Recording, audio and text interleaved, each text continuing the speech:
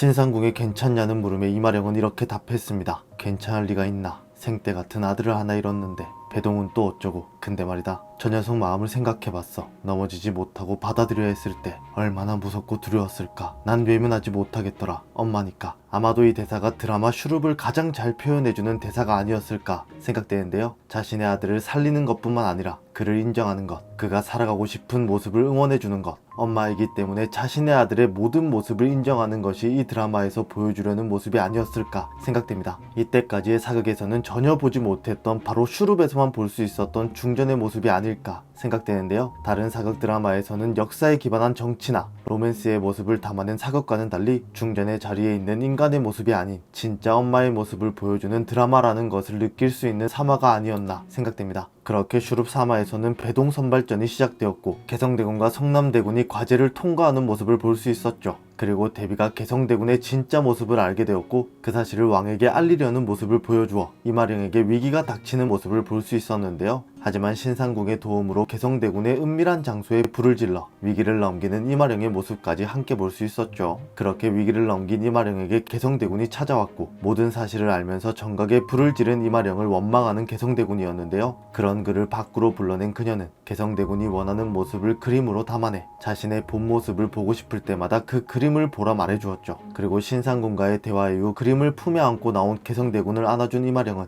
그에게 이렇게 말했습니다. 누구나 마음속엔 다른 것을 품기도 한다. 하지만 다 내보이며 살 순 없어. 언제든 네 진짜 모습이 보고 싶거든. 그 그림을 펼쳐서 보거라 라고. 그리고 화는 나지 않았냐는 개성대군의 물음에 처음 알게 되었을 땐 자신이 잠시 방황을 했었지만 화는 난 적이 없다고 말하며 그가 어떤 모습이든 너는 내 자식이라 그의 모습을 안아주는 이마령이었는데요. 마지막으로 자신이 가장 아끼는 비녀를 개성대군에게 건네며 자신에게 딸이 생기면 주려 했던 것인데 개성대군에게 주겠다며 그의 온전한 모습을 받아들이는 모습까지 함께 볼 수 있었죠. 그렇게 3화 마지막 장면에서는 우산을 쓰고 함께 걸어가는 이마령과 진짜 모습의 개성대군의 그림이 나오며 마무리되었습니다. 한편 3화에서는 개성대군의 에피소드와 세자의 병을 고치기 위해 거짓말을 하는 이마령의 모습이 나왔는데요. 세자의 병에 차도가 없자 그의 모든 일정을 중단시킨 그녀는 그를 피접에 보내야 한다는 의견을 이호를 찾아가 전달했죠. 그렇게 세자는 피접을 간다는 이유로 어디론가 향하는 것으로 보였지만 중궁전에 숨어 그의 병을 치료하는 모습을 볼 수 있었죠. 그리고 그 사실을 신상궁에게서 전해드린 대비도 알고 있었는데요. 이후 3화에서는 세자가 아직까지 별다른 차도가 없다는 사실을 알 수 있었죠. 이후 공개된 4화 예고에서는 이마령이 성남대군에게 네 형을 지키기 위한 최선의 선택이었다라고 말했는데요. 아마도 성남대군이 세자의 병을 알게 된 것으로 보이죠.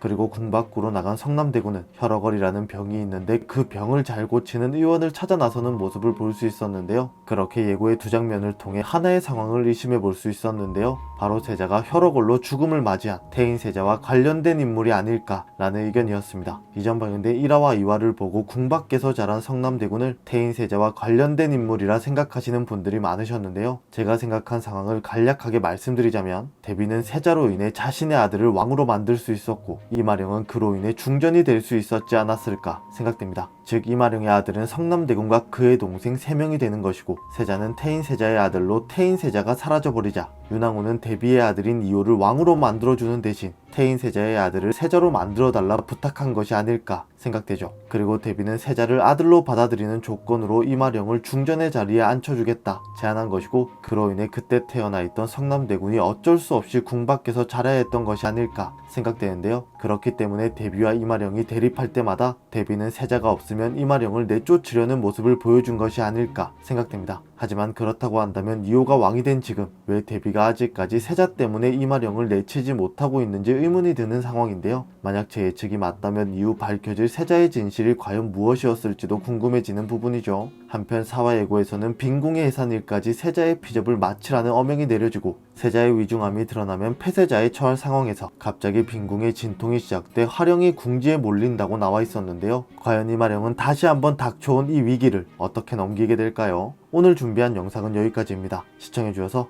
감사합니다.